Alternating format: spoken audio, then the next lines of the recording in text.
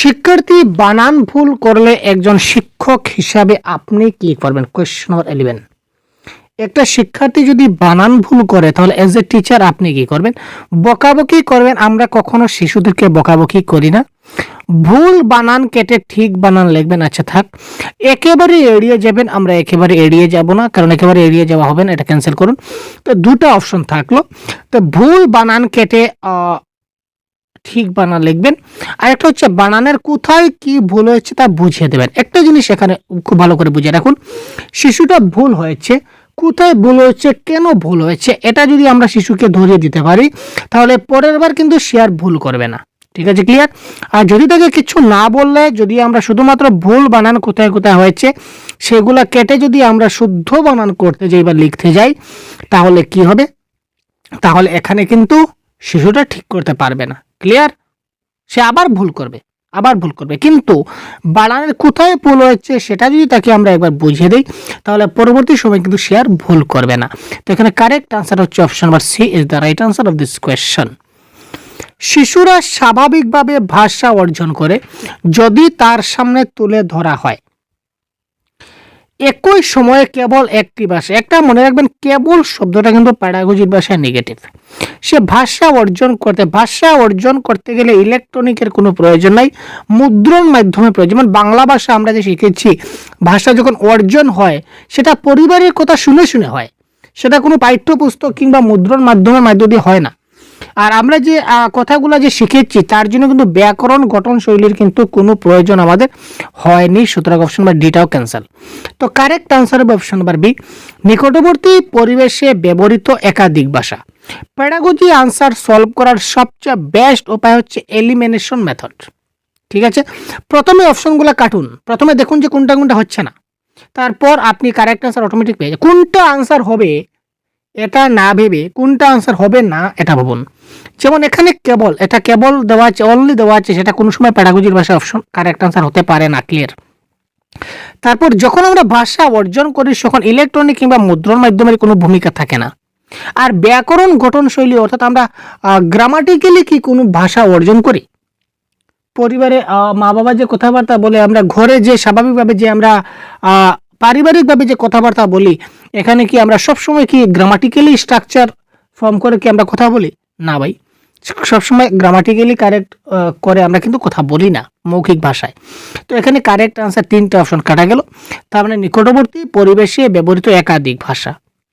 একটা শিশু যদি তার মাতৃভাষা বাংলা থাকে, ধরে নিন একটা শিশু তার মাতৃভাষা বাংলা, সে বাংলা ভাষা শিখলো, তারপর বাংলা ভাষা শেখার পাশাপাশি সে যদি তামিল চলে যায় এবং তামিল গিয়ে সে যদি 2 বছর থাকে, তাহলে তামিল থাকতে থাকতে ওদের কথাবার্তা শুনে শুনে শুনে শুনে সে কিন্তু তামিল ভাষাটাও কিন্তু অর্জন করতে পারবে বাংলা ভাষার পাশাপাশি।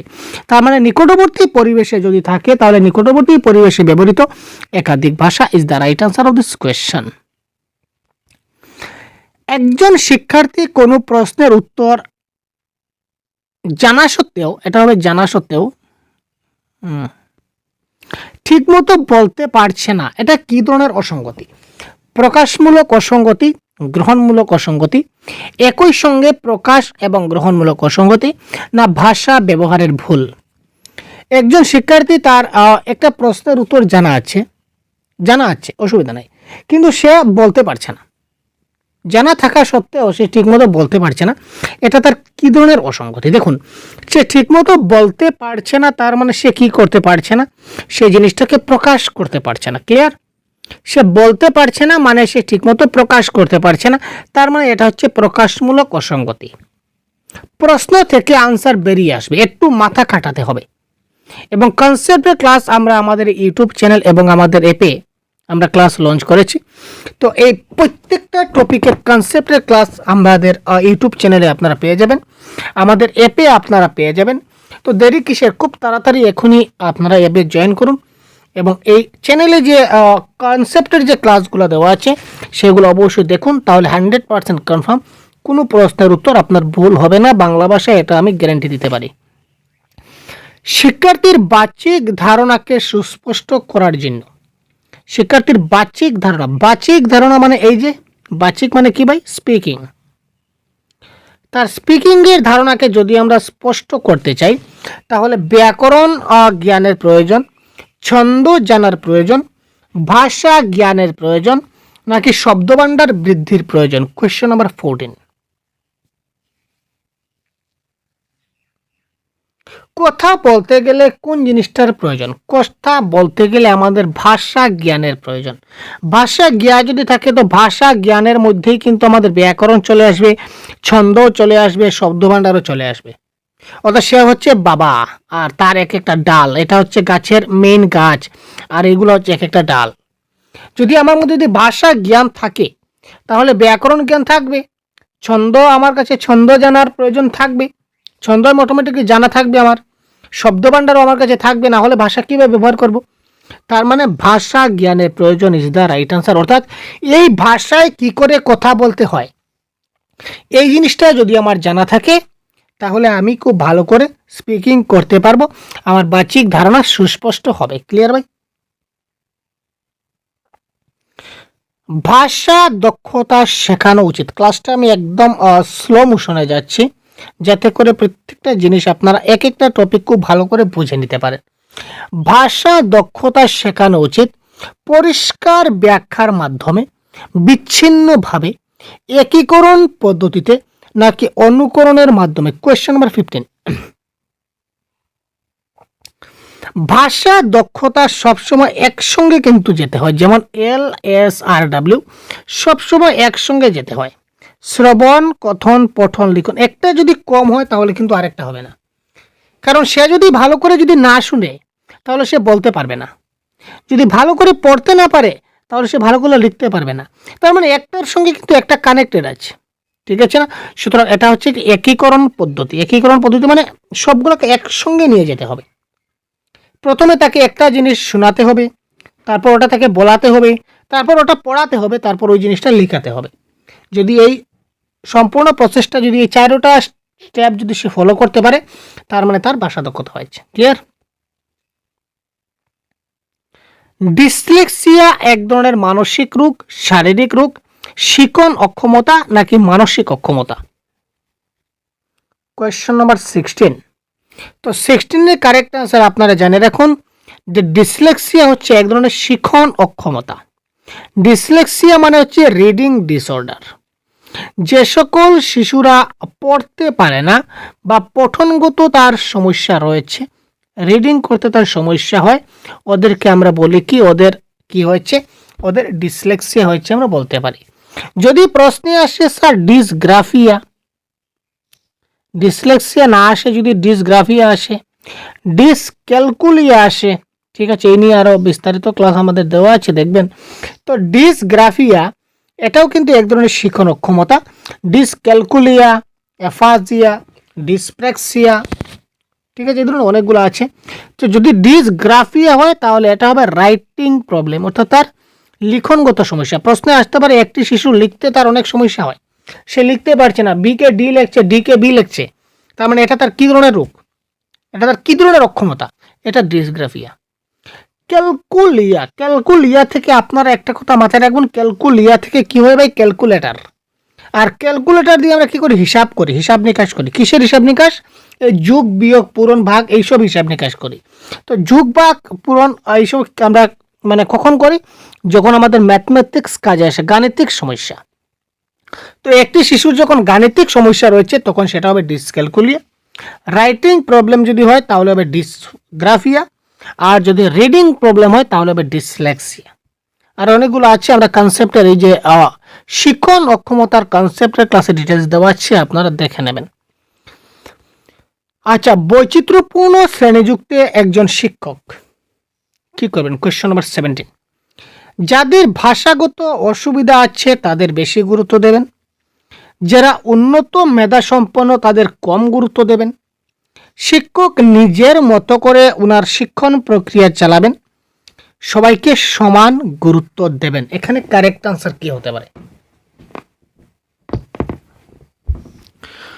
বৈচিত্র্যযুক্ত শ্রেণীকক্ষটা আসলে কি? তো বৈচিত্র্যযুক্ত শ্রেণীকক্ষ মানে এমন একটা ক্লাসরুম, বৈচিত্র্যযুক্ত শ্রেণীকক্ষ মানে এমন একটা ক্লাসরুম যে ক্লাসরুমে আপনার বিভিন্ন ধরনের শিক্ষার্থী আছে। বিভিন্ন ধরনের বলতে আমরা বলতে পারি অনেক গরিব আছে, ঠিক আছে, অনেক ধনী আছে, অনেক লম্বা আছে, অনেক বাটি আছে, অনেক ফ্যাট আছে, মোটা আছে, অনেক কি আছে নলেজেবল আছে, অনেকের জ্ঞান বেশি আছে, অনেকের নলেজ জ্ঞান ছাড়াও আছে, অনেক ছেলে আছে, অনেক মেয়ে আছে। মানে এই ধরনের বিভিন্ন পর্যায়ের বিভিন্ন ধরনের শিক্ষার্থী কিন্তু একটা ক্লাসরুমে থাকে। তো এই ক্লাসরুমকে বলা হয় বৈচিত্র্যপূর্ণ শ্রেণীকক্ষ, বৈচিত্র্যযুক্ত। তো ওই ক্লাসরুমে একজন শিক্ষকের কি করা উচিত? সবাইকে সমান গুরুত্ব দেওয়া উচিত। কারেক্ট আনসার এখানে সবচেয়ে best and appropriate correct answer এখানে হবে সবাইকে সমান গুরুত্ব দেওয়া উচিত। কারণ একজন শিক্ষক আমার কাছে কিন্তু সব সমান, ধনীর ছেলে যেমন গরিবের ছেলেও তেমন। ক্লিয়ার ভাই? পাতলা হলেও যেমন, মোটা হলেও, রোগা হলেও তেমন, মোটা হলেও তেমন। ক্লিয়ার? সবাই কিন্তু সামাজিক দিক দিয়েও আলাদা হতে পারে, সাংস্কৃতিক দিক দিয়ে আলাদা হতে পারে, ভাষাগত দিক দিয়ে আলাদা হতে পারে, ঠিক আছে না? তো অর্থাৎ বিভিন্ন দিক দিয়ে আলাদা আলাদা হতে পারে। তো যেই হোক না কেন সবাইকে কিন্তু আমাকে সমান গুরুত্ব দিতে হবে, ঠিক আছে? তার মাতৃভাষা অন্য আর এর মাতৃভাষা অন্য, সো তাকে বেশি গুরুত্ব দেবো, তাকে কম দেবো, এই ধরনের কখনো চলবে না। শিক্ষককে সবাইকে সমান গুরুত্ব দিতে হবে। নেক্সট কোয়েশ্চন 18, শ্রেণীকক্ষে ভাষার ব্যবহারের ব্যাহত শিশুদের কিভাবে চিহ্নিত করা যায়? অর্থাৎ একটা শিশু সে ভাষা ব্যবহার করতে পারছে না, ব্যাহত মানে পারছে না, সে ভাষা ব্যবহার করতে পারে না, ভাষা ব্যবহার করতে অসুবিধা হয়। তো এই ধরনের শিশুদের আমরা কিভাবে শনাক্ত করব বা চিহ্নিত করব? শিশুটাকে দেখার পরে তার মুখমণ্ডলের অস্বাভাবিকতা দেখা যায়। ইয়েস, আমরা মুখমণ্ডল দেখলেই কিন্তু তার মধ্যে কিছু সমস্যা আছে সেটা বুঝতে পারি। মুখ হচ্ছে মনের আয়না, মনের মধ্যে কি চলছে না চলছে সেটা কিন্তু মুখের মাধ্যমে বোঝা যায়। শিশু মাঝে মাঝে শব্দ ছেড়ে যায়। ইয়েস, অনেক ট্যালেন্টেড বাচ্চা থাকলে কি করবে? সে মধ্যে মধ্যে শব্দ ছেড়ে চলে যাবে, যেগুলো সে উচ্চারণ করতে পারছে না এগুলো ছেড়ে চলে যাবে। শিশুর বক্তব্য বুঝতে অসুবিধা হবে, সে যদি কিছু বলতে চাচ্ছে তার মানে এটা বুঝতে অসুবিধা হয়। তো তার মানে কি? সে ভাষা ব্যবহার করতে পারছে না, সমস্যা হচ্ছে। সুতরাং উপরের সবগুলো হবে কারেক্ট আনসার। যদি শিশুর মুখমণ্ডলে অস্বাভাবিকতা দেখা যায় তবু আমরা বুঝতে হবে যে তার ভাষা ব্যবহারে ব্যাহত হচ্ছে। মাঝে মাঝে শব্দ যদি ছেড়ে যায় তাহলেও আমাদের বুঝতে হবে যে তার ভাষা ব্যবহারে সমস্যা আছে। আর যদি কিছু সে যদি বলে আমরা যদি বুঝতে পারি না, বুঝতে অসুবিধা হয় যে টিচার, তাহলে বলতে হবে যে তার ভাষা ব্যবহারে অসুবিধা রয়েছে। ক্লিয়ার? সুতরাং উপরের সবগুলি এখানে কারেক্ট আনসার। ভাষার অসঙ্গতি আছে এমন শিক্ষার্থীকে কোনো প্রশ্নের উত্তর দেওয়ার জন্য শিক্ষক কি করবেন? ভাষার অসঙ্গতি মানে ভাষা ঠিকঠাকভাবে মানে তার সমস্যা আছে। তো এরকম শিক্ষার্থীকে একটা প্রশ্ন বললেন এবং বললেন যে এই প্রশ্নের উত্তরটা দাও। তো দেওয়ার জন্য একটা শিক্ষক নির্দিষ্ট সময় দেবেন, বেশি সময় দেবেন, অল্প সময়ের মধ্যে উত্তর দেওয়ার কথা বলবেন। অল্প সময়ের মধ্যে উত্তর দিতে না পারলে শিক্ষক উত্তরটা বলে দেবেন। তো কোয়েশ্চন নাম্বার 19 কারেক্ট আনসার কি হবে? যাদের ভাষাগত সমস্যা রয়েছে, অসঙ্গতি রয়েছে, তার আলটিমেটলি তাকে কি করতে হবে ভাই? তাকে একটু বেশি সময় দিতে হবে, অন্যদের তুলনায় একটু বেশি। যে তোমার একটু সমস্যা আছে, ঠিক আছে, তুমি একটু বেশি সময় নাও, কিন্তু তুমি আনসারটা আমাকে দিতেই হবে। তখন তার মধ্যে একটা প্রেশার থাকবে, ঠিক আছে না? তার মধ্যে এই যে আনসারটা যে খুঁজার, আনসারটা কি হবে, এই আনসারটা কি হবে, এটা খুঁজার তার মানসিক চিন্তাধারা বৃদ্ধি পাবে যে আনসারটা কী হবে। আমাকে তো বলতে হবে, স্যার যেহেতু আমাকে একটু টাইম বাড়িয়ে দিয়েছেন আমাকে আনসারটা বলতে হবে। তার মধ্যে সে তার মাইন্ডের মধ্যে তার ব্রেন স্টর্মিং চলতে থাকবে, সে ক্রিয়েটিভ থিঙ্কিং করতে থাকবে যে আনসারটা কী হতে পারে, কী হতে পারে, সে ভাবতে থাকবে। তাকে ভাবনার জন্য সময় দিতে হবে। শিশুদের বাক্য শেখানোর পদ্ধতি হলো, শিক্ষার্থীদের আমরা যে বাক্য শেখাই, তো বাক্য শেখানোর পদ্ধতিটা কি?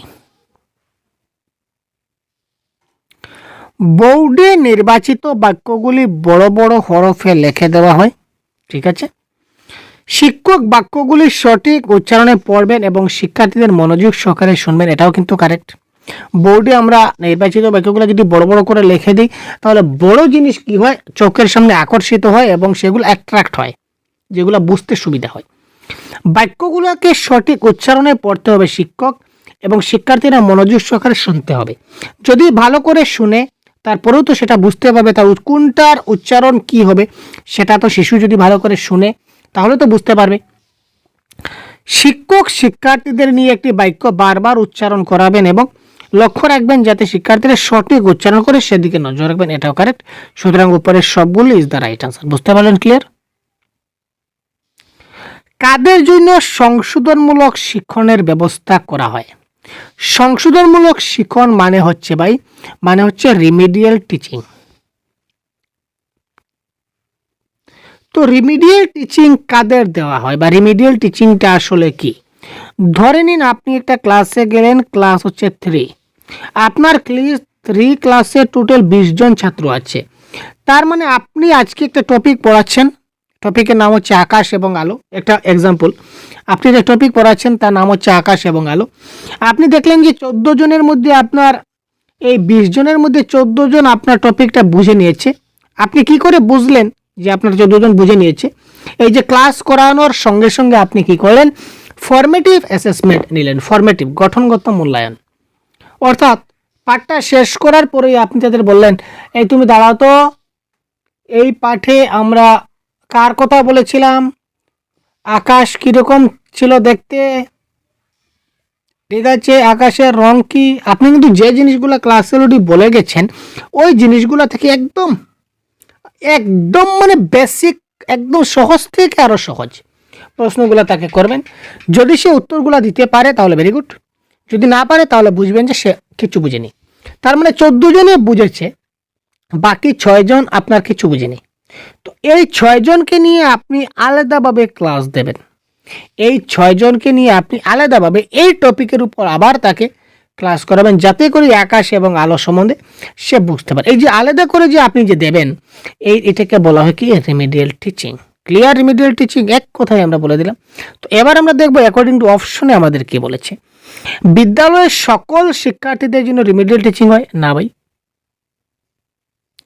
শ্রেণীকক্ষে পিছিয়ে পড়া শিক্ষার্থী, ইয়েস, যারা বুঝতে পারেনি পিছিয়ে পড়েছে তাদের জন্য হবে।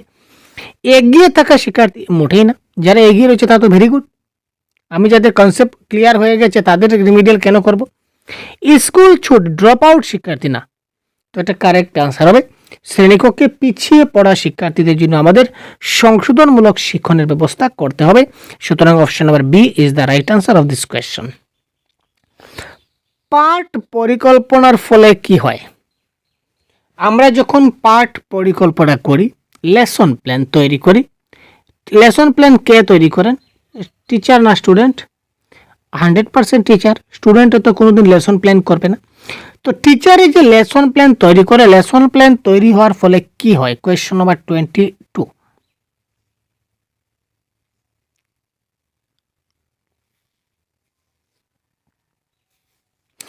শক্তি এবং সময়ের অপচয় ঘটে।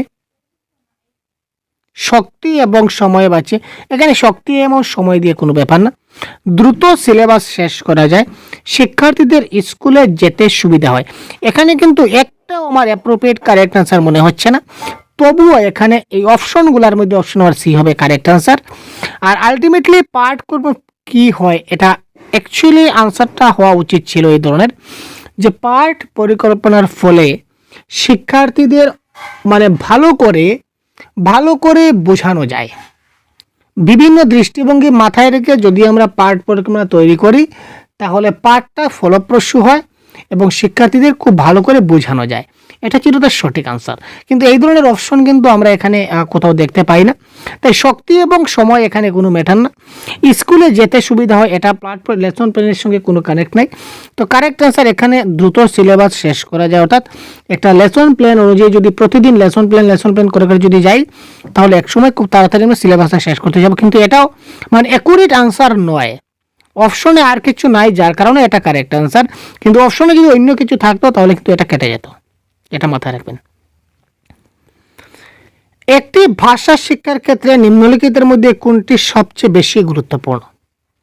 টিএলএম এর ব্যবহার, সামাজিক মেলামেশা, বই পড়া নাকি নাটক এবং সিনেমা দেখা? কোয়েশ্চন নম্বর 23। তো ভাষা শিক্ষার ক্ষেত্রে সবচেয়ে বেশি গুরুত্ব হচ্ছে কি? সামাজিক মেলামেশা। শিশুরা বন্ধু বান্ধবের সঙ্গে যত বেশি মেলামেশা করবে, যত সবার সঙ্গে খেলাধুলা করবে, যত তাদের সঙ্গে সময় কাটাবে, তত তার মধ্যে ভাষার শিক্ষা বিকশিত হবে। ঠিক আছে, ক্লিয়ার?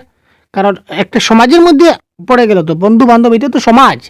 তো এই সামাজিক মেলামেশা, সামাজিক মেলবন্ধনের মাধ্যমে তার সেই ভাষা শিক্ষার ক্ষেত্রে তার সবচেয়ে গুরুত্বপূর্ণ বেশি ভূমিকা পালন করবে সামাজিক মেলামেশা। প্রথম শ্রেণীর ছাত্রদের ভাষা শিখনের জন্য নিচের কোনটি সর্বোৎকৃষ্ট বিষয়? আমার দেশ, যানবাহন, আমার পরিবার না আমার বিশ্ব? আমি আগে ক্লাসের শুরুতে একটা প্রশ্নের আনসারে আমি বলেছিলাম যে শিশুটা যখন প্রথম শ্রেণী, তো প্রথম শ্রেণীর শিশুটাই সর্বপ্রথমে সে কি পায়? শিশুটা জন্মের পরে সে কি পায়? তার পরিবার পায়। তার মানে এখানে প্রথমে তার পরিবার দিয়েই তো তার ভাষা শিখনটা শুরু হবে, তাই না? পরিবার দিয়েই তো ভাষা শিখনটা শুরু হবে। ভাষা অর্জন বলুন, ভাষা শিখন বলুন, কোথা থেকে শুরু হবে? তার পরিবার থেকেই তো তার সেটা ভাষা শেখাটা শুরু হবে। ক্লিয়ার না? তো কারেক্ট আনসার হচ্ছে আমার পরিবার। ভাষা শিখনের অন্যতম উদ্দেশ্য হলো, কোয়েশ্চন নম্বর 25,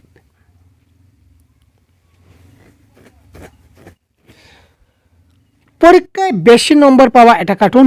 ভাষার ব্যাকরণ মুঠেই না। আচ্ছা, ভাবের আদান প্রদান সম্পর্কে, ভাবের আদান প্রদান করতে কোনো শিক্ষা দেওয়া লাগে না ভাই। আমি আপনাকে কি কথা বলছি, তার রিটার্নে আপনি কি বলবেন সেটা তো আপনি অটোমেটিক্যালি আপনার মাথায় চলে আসবে। তার জন্য আপনাকে কোনো শিক্ষা দিতে হবে না। তো ভাষা শিখন যেহেতু বলেছে মানে ল্যাঙ্গুয়েজ লার্নিং, তো যখন আমরা একটা ভাষাকে শিখব তখন এই ভাষার নিয়মকানুন জেনে ভাষাটা ব্যবহার করতে হবে। ল্যাঙ্গুয়েজ অ্যাকুইজিশন হলে অন্য কথা, ভাষা অর্জন হলে অন্য কথা। যেহেতু এখানে ভাষা শিখন বলেছে, তো ভাষা শিখন, ভাষা শিখতে গেলে ওই ভাষার নিয়মকানুন জানতে হবে এবং ওই ভাষার ব্যবহার, নিয়মকানুন জেনে ভাষাটার ব্যবহার করতে হবে।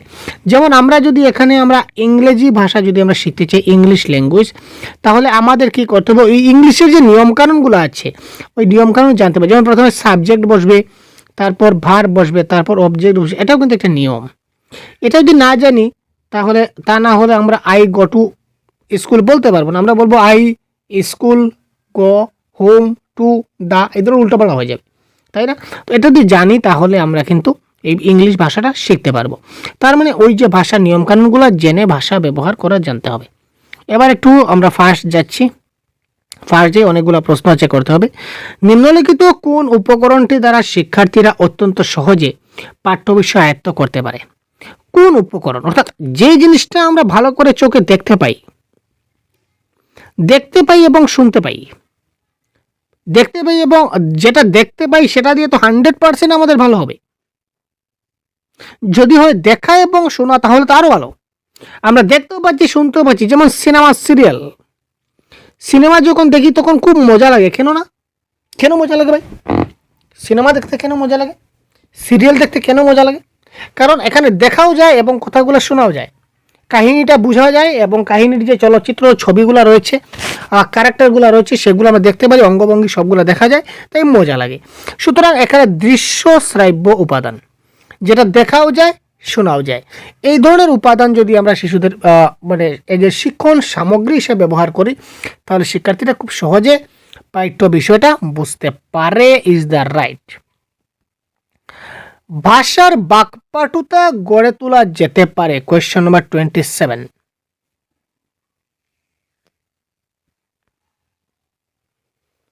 ছাত্রদের সঙ্গে কথা বলে ছাত্ররা যদি বুঝতে না পারে তবে তাদের শান্তভাবে বসতে বলে ভুল চিহ্নিত করে সেগুলোকে তৎক্ষণাৎ ঠিক করে দেওয়া। কখনো তৎক্ষণাৎ ঠিক করে দেবেন না। কোনো ছাত্র ভুল করলে তাকে তৎক্ষণাৎ ঠিক করে দেবেন না। তাকে আপনি যে লিমিটেড কাজটা দিয়েছেন, তাকে আপনি দিয়েছিলেন যে এই প্যারাগ্রাফটা তুমি পড়ো, ক্লিয়ার?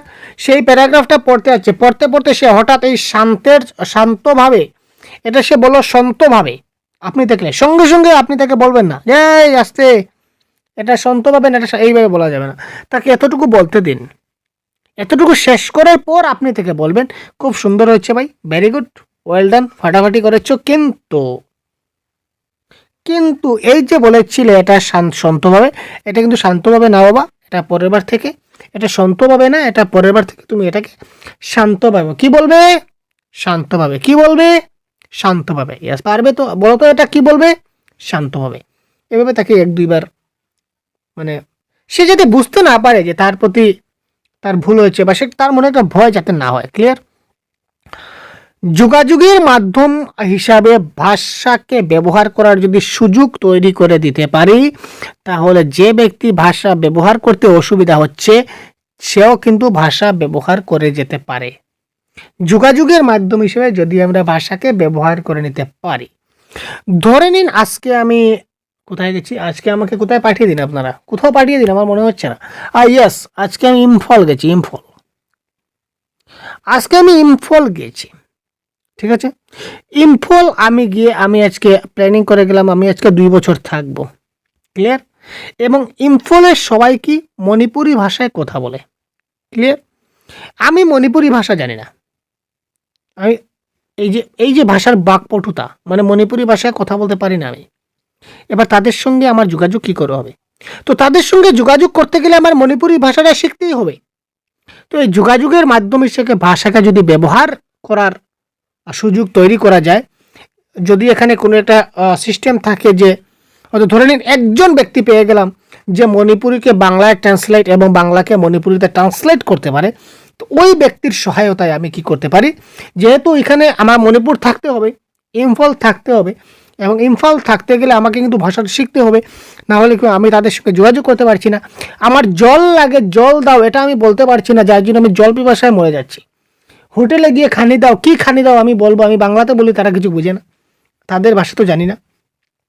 এবার বিরিয়ানিকে কি বলে, চাউমিনকে কি বলে, ভাতকে কি বলে, মাছকে কি বলে, আমি তো জানি না, তাহলে আমি হোটেলে গিয়েও খাবার পাই না।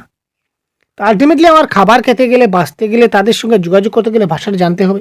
তো ওই যে যোগাযোগের মাধ্যম হিসেবে যদি আমি ভাষাকে ব্যবহার করার যদি সুযোগ তৈরি করা যায়, তাহলে এই যে ভাষার বাকপাটুতা, এই যে ভাষার যে আমার সমস্যাটা রয়েছে, এই সমস্যাটা কিন্তু সমাধান হয়ে যাবে। কারণ বাধ্য হয়ে আমাকে কিন্তু ভাষাটা শিখতে হবে।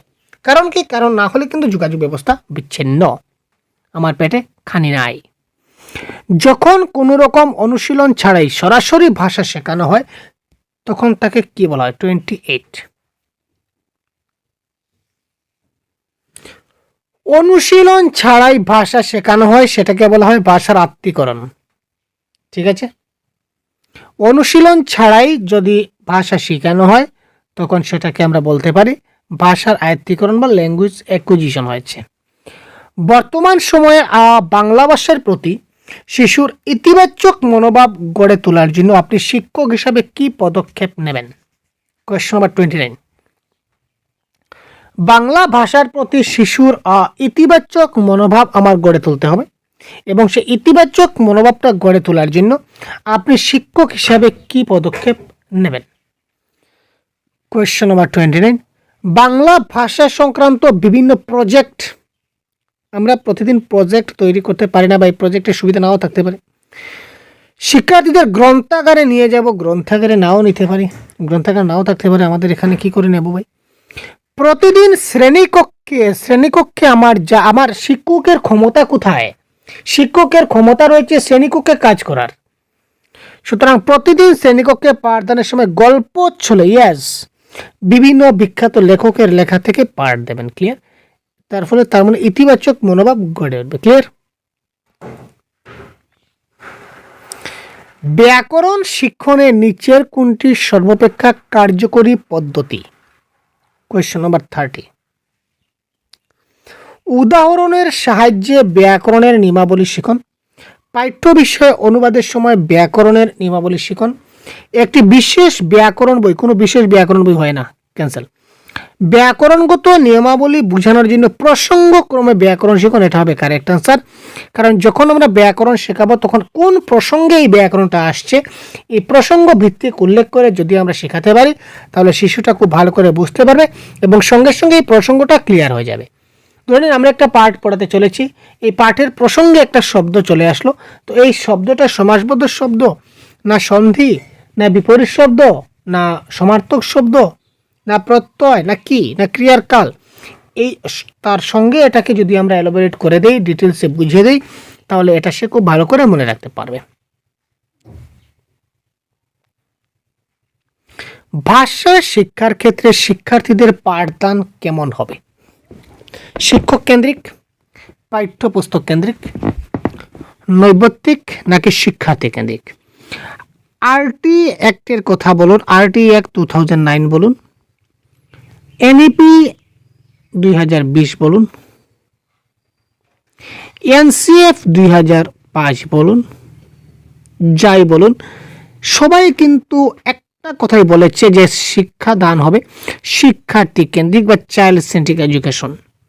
আমি কি করে পড়াবো, কি করে বুঝাবো সেটা বড় কথা নয়। বড় কথা হচ্ছে যে একজন শিক্ষার্থী কি করে বুঝবে, কোন মেথডে আমি তাকে বুঝালে সে জিনিসটা খুব ভালো করে বুঝবে, এটাই হচ্ছে মুদ্রা কথা। সুতরাং শিক্ষার্থী কেন্দ্রিক হতে হবে, এটা হবে কারেক্ট আনসার। ভাষা শিক্ষণের ক্ষেত্রে একজন শিক্ষক কেবল তার শিক্ষণের দিকে নজর দিবেন, কেবল আছে এটা আমরা সঙ্গে সঙ্গে কেটে দিই। প্রশ্ন কি রয়েছে, উত্তর কি, সেটা জানার দরকার নাই।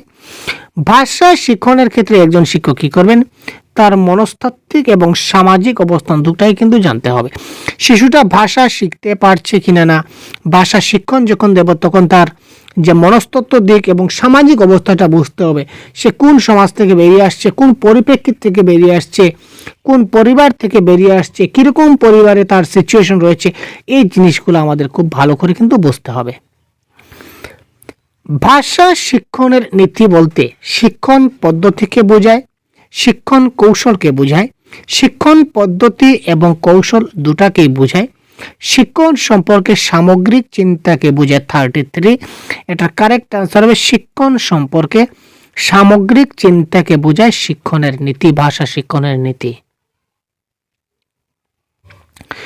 যে ভাষা দক্ষতাকে গ্রহণমূলক দক্ষতা বলা হয় তা হলো, তো তার আগে প্রথমে জানুন কি, আমরা জানি ভাষার 4টা দক্ষতা রয়েছে।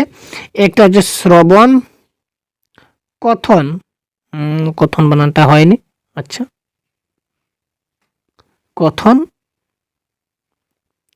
পঠন আর লিখন, ঠিক আছে। আচ্ছা, গ্রহণমূলক দক্ষতা মানে কি স্যার? গ্রহণ মানে গ্রহণ করা, রিসিভ করা। আপনি কি করে গ্রহণ করবেন একটু ভাবুন না, আপনি কি করে গ্রহণ করবেন? এই যে আমি কথাগুলো বলছি, আপনি কি করছেন? গ্রহণ করছেন না। তার মানে আপনি আমার কথাগুলো খুব ভালো করে শুনছেন, শোনার ফলে আপনি কি করছেন, এটা আপনি গ্রহণ করছেন। তার মানে শ্রবণকে বলতে পারি যে আমরা গ্রহণমূলক দক্ষতা, শ্রবণকে বলতে পারি গ্রহণমূলক দক্ষতা, কারণ আপনি আমার কথাগুলো শুনছেন, শুনে জিনিসটাকে বুঝতে পারছেন মানে কি, জিনিসগুলোকে আমি কি কি বলছি সেটা আপনি গ্রহণ করতে পারছেন। তার মানে শ্রবণ গ্রহণমূলকের মধ্যে পড়ছে। এবং হয়তো বা আপনি শুনছেন না, আমি কি বলছি আমার কথা আপনি শুনছেন না, আপনি কোনো একটা বই পড়ছেন, তো বইগুলো পড়েই কিন্তু আপনি অনেকগুলা জিনিস বুঝতে পারবেন, অনেকগুলা জিনিস আপনি গ্রহণ করতে পারবেন। তার মানে পঠনও হচ্ছে কি গ্রহণমূলক দক্ষতা। তো শ্রবণ এবং কথন হয়ে গেল আমাদের গ্রহণমূলক দক্ষতা। আর কথন এবং লিখন, আমি যখন কথা বলছি সেটা আমি কি করছি, আমি আমার যে কথাগুলো সেগুলো আমি কি করছি, প্রকাশ করছি, অর্থাৎ প্রকাশমূলক দক্ষতা। হয়তো আমি কথার মাধ্যমে সবগুলা জিনিস প্রকাশ করতে পারছি না, তাই আমি আপনাদের এখানে লিখে বুঝাবার চেষ্টা করছি, অর্থাৎ লিখনের দ্বারাও কিন্তু প্রকাশমূলক দক্ষতা হয়, ঠিক আছে। তো গ্রহণমূলক দক্ষতা হচ্ছে শ্রবণ এবং পঠন। শ্রবণ এবং পঠন যা কি অপশন নম্বর এতে দেওয়া আছে, এটা হবে কারেক্ট আনসার। যদি আপনাদের বলে যে প্রকাশমূলক দক্ষতা কি, তারপর আপনারা বলেন কথন এবং লিখন। ক্লিয়ার? মাথায় রাখুন, এখানে কথন লিখন কিন্তু কোনো অপশনে নাই। আর যদি এখানে গ্রহণমূলক না দিয়ে যদি প্রকাশমূলক দেয়, তাহলে আপনারা কথন এবং লিখন দেবেন। ক্লিয়ার ভাই? ভাষা শিক্ষার ক্লাসের 4টি ভাষা দক্ষতা হলো 35। আমি আগে বলেছিলাম যে 4টা দক্ষতা কি কি, এই যে একটু আগে যে বললাম, এই যে শ্রবণ, কথন, পঠন, লিখন, এই 4টা বিষয়, এই 4টা বিষয় কিন্তু অখণ্ডভাবে শেখাতে হবে, মানে একসঙ্গে শেখাতে হবে, আলাদাভাবে শেখালে চলবে না। শ্রবণ এবং পঠন শেখাতে হবে, বাকিগুলো না শিখলে হবে, সেটা কি ধরনের কথা? প্রথমে শ্রবণ, কথন, একদম সিকোয়েন্স ওয়াইজ, শ্রবণ, কথন, পঠন এবং লিখন, এই সবগুলো স্টেপ ওয়াইজ প্রত্যেকটা জিনিস কিন্তু ফলো করতে হবে, প্রত্যেকটা জিনিস শিশুদের ভালো করে শেখাতে হবে, যার ফলে শিশুরা কী হবে, ভাষা দক্ষতাটা তার মধ্যে বৃদ্ধি পাবে। ভাষা শিখন শিক্ষার্থীদের কাছে ব্যাকরণের জ্ঞান অর্জনের সহায়ক হবে, ব্যবহারিক এবং অর্থপূর্ণ হবে, ভাষা ও সাহিত্যের পারদর্শী হওয়ার ক্ষেত্রে সহায়ক হবে। ভাষা ও সাহিত্যে বেশি নম্বর পাবে, এটা কার্টুন ভাই, বেশি নম্বর। ভাষা শিখন ব্যাকরণ জ্ঞান অর্জনের সহায়ক হবে, এটা আমরা কাটলাম। এটা ব্যবহারিক এবং অর্থপূর্ণ হবে। যেখানে ব্যবহারিক হবে এটা হবে কারেক্ট অ্যান্সার, কারণ এই জিনিসটা আমরা ব্যবহার করতে পারবো সব সময় আমাদের বাস্তব জীবনে। একটা ভাষা যদি আমরা শিখি, তো ভাষা শিখলে ভাষাকে চলে দিয়ে যাবে না। এই ভাষাটা আমরা কি করব, ব্যবহারিক জীবনে সেটাকে ব্যবহার করতে পারবো, প্রয়োগ করতে পারবো। ভাষা শিখনের অন্যতম নীতি, কোয়েশ্চন নাম্বার 37, অজানা থেকে অন্য একটি অজানা বিষয় জানা। ভাই, আমরা জানা থেকে অজানা যাই। ভাষা শিখনের অন্যতম নীতি হচ্ছে আমরা জানা থেকে অজানা বিষয়ে যাই। সুতরাং অপশন নাম্বার বি এই ক্ষেত্রে কারেক্ট আনসার।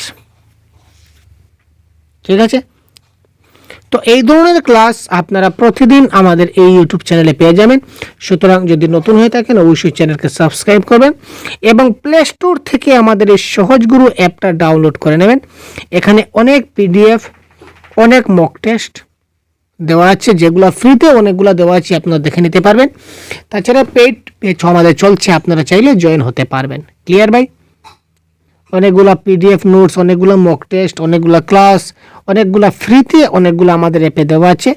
আপনারা গিয়ে এইগুলো দিতে পারেন, দেখতে পারেন, টেস্ট করতে পারেন, আপনারা নিজেরা যাচাই করতে পারেন মক টেস্টের মাধ্যমে। ক্লিয়ার? শিক্ষণকে অর্থপূর্ণ করে তুলতে হলে কি করতে হবে? কোয়েশ্চন নাম্বার 38, শিক্ষার্থীর প্রয়োজন। ইয়েস, প্রথমে শিক্ষার্থীর কি প্রয়োজন রয়েছে, শিক্ষার্থীর কি চাহিদা রয়েছে, এটা আমাকে ভালো করে বুঝতে হবে। শিক্ষার্থীর প্রয়োজন এবং মূল্যবোধের সঙ্গে সামঞ্জস্য রেখে শিক্ষা দিতে হবে। আমার তো লাগছে অপশন নাম্বার 1 কারেক্ট আনসার হবে, তবু বাকিগুলো একবার দেখে নেই। শিক্ষার্থীর ভাষাবোধ এবং মনস্তত্ত্বের সঙ্গে সামঞ্জস্য রেখে শিক্ষা দিতে হবে। শিক্ষার্থীর মনস্তত্ত্ব এবং সামাজিক অবস্থান, শিক্ষার্থীর প্রয়োজন সবচেয়ে বেশি গুরুত্বপূর্ণ। শিক্ষার্থীরা কি চাইছে, তার চাহিদা কি, তার চাহিদা কি জিনিসটাকে আগে বুঝতে হবে। তার চাহিদা জিনিসটা যদি আমি খুব ভালো করে বুঝে নেই, তাহলে তার চাহিদা ভিত্তিক যদি আমি ক্লাসটা কন্ডাক্ট করি, তাহলে সে কি করতে পারবে, জিনিসটা সে ভালো করে শিখতে পারবে এবং বুঝতে পারবে। Clear? Option number A is the right answer. ব্যবহারিক ও অর্থপূর্ণ শিক্ষণের জন্য একজন শিক্ষক কি করবেন? শিক্ষার্থীর অভিজ্ঞতা লব্ধ বিষয় থেকে শুরু করবেন, শিক্ষার্থী জানে না এমন বিষয় থেকে শুরু করবেন, পাঠ্যপুস্তক থেকে শুরু করবেন, শিক্ষার্থীর সঙ্গে আলোচনা করে শুরু করবেন।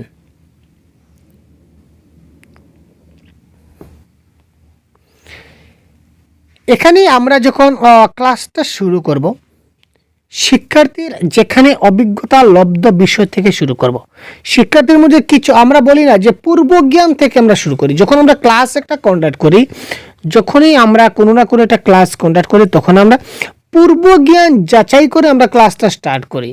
যে আজকের ক্লাসে আমি আকাশ নিয়ে বুঝাবো, আমি আজকের ক্লাসে স্কাই নিয়ে বুঝাবো।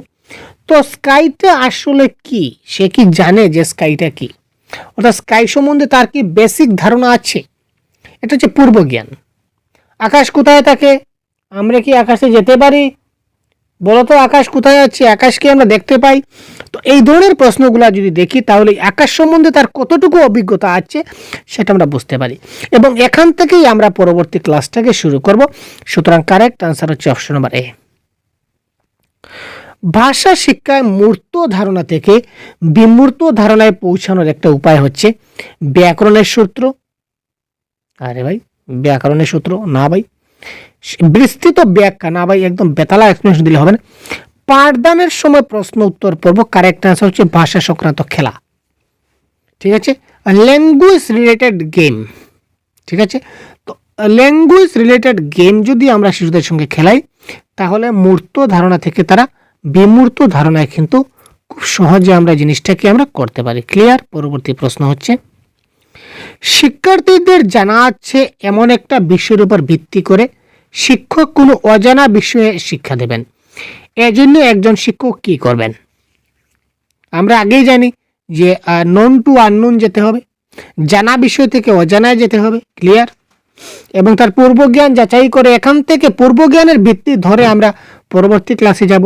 তো এর জন্য একজন শিক্ষককে কি করতে হবে, জানা বিষয় থেকে কিভাবে অজানা বিষয়ে যেতে হয় সেসব তাত্ত্বিক আলোচনা। আরে ভাই তাত্ত্বিক ছেড়ে দিন নয়, আগে থেকে শিক্ষক একটি লেসন প্ল্যান তৈরি করবেন। ইয়েস, লেসন প্ল্যান যখনই আমরা তৈরি করব তখনই আমরা লেসন প্ল্যানে কি থাকে, স্টেপ বাই স্টেপ, প্রত্যেকটা স্টেপ, এবার আমি কি করব, তারপর কি করব, তারপর কি করব, তারপর কি করব, প্রত্যেকটা স্টেপ কিন্তু একটার পর একটা দেওয়া থাকে। ঠিক আছে, তো জানা বিষয় এবং অজানা বিষয়ের মধ্যে কোথায় কোথায় মিল আছে সেটি শিক্ষক দেখিয়ে দেবেন, এটাও নয়। শ্রেণীকক্ষে একটি পরীক্ষার ব্যবস্থা করে দেবেন। আরে ভাই পরীক্ষা কখনো হয় না, নেগেটিভ ওয়ার্ড। তার মানে এখানে লেসন প্ল্যান তৈরি করতে হবে, এটা হচ্ছে কারেক্ট আনসার। ভাষার গঠন প্রকৃতি শেখানোর সময় একজন শিক্ষক আর কি শেখাবেন? একজন শিক্ষক ভাষার গঠন শেখাচ্ছেন, তো ভাষার গঠন প্রকৃতি শেখানোর সঙ্গে সঙ্গে তিনি আর কি শেখাবেন? একই সঙ্গে একসঙ্গে সবগুলা কাজ হয় না, এক সময় একটি কাজ হয়, সুতরাং সেই সময় আর অন্য কিছু শেখাবেন না। আপনি একসঙ্গে অনেক কিছু চিন্তা করছেন, আপনি এবার আমার ক্লাসটা দেখছেন আর অন্যদিকে অন্য কিছু ভাবছেন, অন্য কিছু থিঙ্কিং করছেন, তাহলে ক্লাসে আমি কি বললাম, প্রশ্নগুলো কারেক্ট অ্যান্সার কি হলো, আপনি কিন্তু কিছু বুঝলেন না, কি করে হলো কিছু বুঝলেন না, শুধু আপনি বুঝলেন যে এই প্রশ্নের এই আনসার। তো এই প্রশ্নের এই আনসারটা কেন হলো এটাকে আপনাকে বুঝতে গেলে কোনো এক সময়ে একটা জিনিসই আপনাকে চিনতে। এবার আপনি ক্লাস দেখছেন, মনোযোগ সহকারে ক্লাসটা দেখুন। শিখনের একটি সাধারণ বৈশিষ্ট্য হলো, শিখনের একটা সাধারণ বৈশিষ্ট্য প্রথমবার সঠিকভাবে শেখা যতটা সহজ, পুনরায় শেখা ততটা সহজ। 100% কারেক্ট। প্রথমবার আমরা যদি ভালো করে না শিখি তাহলে পরবর্তী সময়ে কিন্তু সেই জিনিসটাকে শেখাটা খুব কষ্ট হয়ে যায়। ঠিক আছে না? তো গতিকে প্রথমবার আমরা যা শিখি সেটা খুব ভালো করে শিখতে হবে, সেটা খুব স্থায়ীভাবে হয় প্রথম যেটা সেকেন্ডটা। ব্যাকরণ শিক্ষায় আবিষ্কার তত্ত্ব কি? Discovery method.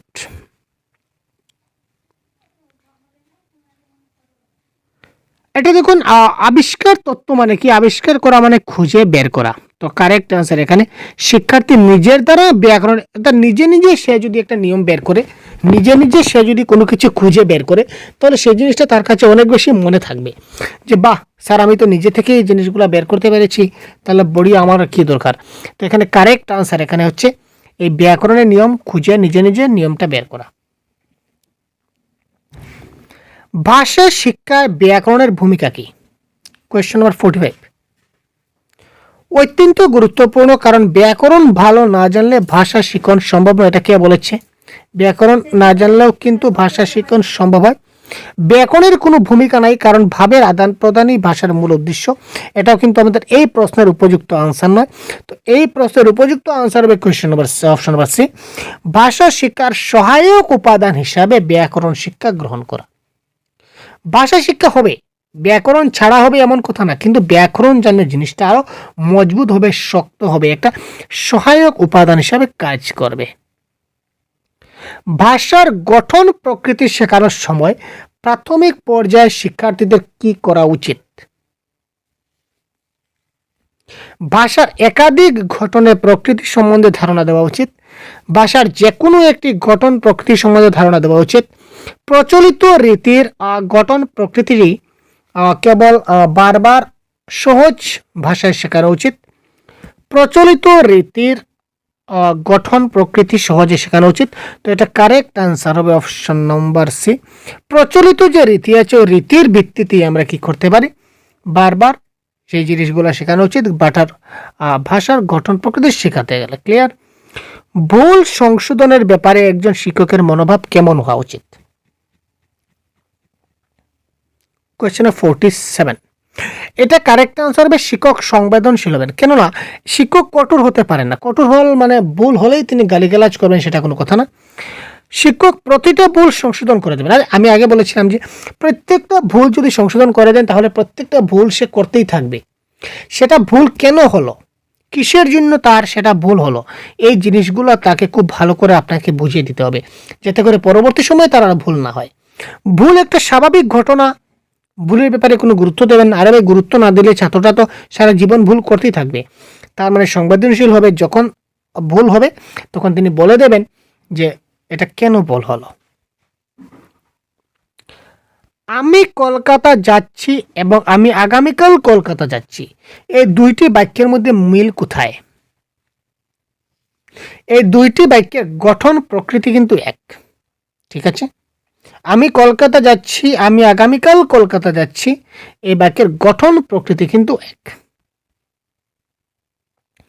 শ্রেণীকক্ষে শিক্ষকের অন্যতম একটি কর্তব্য, কোয়েশ্চেন নম্বর 49, যারা পিছিয়ে আছে তাদেরকে বেশি বলার সুযোগ দেওয়া, যারা এগিয়ে আছে তাদের বেশি করে বলার সুযোগ দেওয়া, গড়মানের শিক্ষার্থীদের বেশি করে বলার সুযোগ দেওয়া, না সবাইকে সমান বলার সুযোগ দেওয়া? কারেক্ট আনসার হচ্ছে একজন শিক্ষক ক্লাসরুমে যখন যাবেন তখন তার কাছে সবাই সমান, তাই সবাইকে সমান বলার যে কোনো কিছু কাজ সবাইকে সমান গুরুত্ব দিতে হবে। আজকের ক্লাসের সর্বশেষ প্রশ্ন, কোনো একটি ভাষা শেখার ক্লাসে শিক্ষার্থীরা যদি উৎসাহ না পায় তাহলে একজন শিক্ষক কি করতে পারেন? ভাষা শেখার ক্লাসে সে উৎসাহিত পাচ্ছে না, তাহলে একজন শিক্ষক তিনি কি করবেন? শিক্ষার্থীকে মৃদু বকতে পারেন, না ভাই বকাচোকা করতে পারি না আমরা। সেদিনের মতো পাঠদান বন্ধ করবেন, মোটেই না। গল্প করতে পারেন, হ্যাঁ গল্প করতে পারি। ভাষা সংক্রান্ত খেলার সুযোগ করি, ইয়েস, আমরা গল্প থেকে আমাদের বেস্ট হবে খেলা। এখানে দেখুন আমরা বকতে পারি, বকাবকি বন্ধ, পাঠদান বন্ধ, মোটেই না। আমরা ক্লাসকে বন্ধ করে দেবো না, দুটো অপশন তো আলটিমেটলি কাটা গেল, এলিমিনেট। তো গল্প করা এবং খেলা কোনটা ভালো হবে আপনারা বলুন তো? গল্প করলে শিশুদের মনোযোগ বেশি আসবে, না খেলার ব্যবস্থা করে দিলে মনোযোগ বেশি আসবে? আলটিমেটলি খেলার ব্যবস্থা করে দিলে কিন্তু তার মানে ভালো হবে, ঠিক আছে? ক্লিয়ার? তো এই ছিল এই সম্পূর্ণ ক্লাসের আমাদের আনসার কি পিডিএফ সহ, ঠিক আছে? ক্লিয়ার? তো আজকের এই সম্পূর্ণ ক্লাসটা আপনার সঙ্গে করার ফলে কেমন লাগছে ক্লাসটা অবশ্যই আপনারা জানাবেন, এবং পরবর্তী সময় আমরা প্রতিদিন এই ধরনের ক্লাস দিতে থাকব, আপনারা দেখতে থাকবেন। আমরা কনসেপ্ট নিয়ে আলোচনা করব এবং এমসিকিউ দুটোই থাকছে, সুতরাং দেরি কিসের, খুব তাড়াতাড়ি এখনই আপনারা চ্যানেলকে সাবস্ক্রাইব করে দিন এবং আপনার বন্ধুকে অবশ্যই ক্লাসটা শেয়ার করবেন যাতে করে সেও ক্লাসটাকে দেখতে পারে। ক্লিয়ার ভাই? এবং যদি পিডিএফ, মক টেস্ট এগুলো যদি প্রয়োজন হয় তাহলে প্লে স্টোর থেকে এই সহজগুরু অ্যাপটা, প্লে স্টোরে গিয়ে সহজগুরু লিখে সার্চ করে আপনারা এই অ্যাপটা ডাউনলোড করে নেবেন, ঠিক আছে ভাই? তো আজকে এই পর্যন্ত বিদায় নিচ্ছি। বারবার বলছি কমেন্ট খুঁজে জানাবেন কিন্তু ক্লাসটা কেমন লাগলো, আপনাদের কমেন্টের অপেক্ষায় থাকলাম। ক্লিয়ার? তো এই পর্যন্তই আজকে বিদায় নিলাম, ধন্যবাদ, জয় হিন্দ।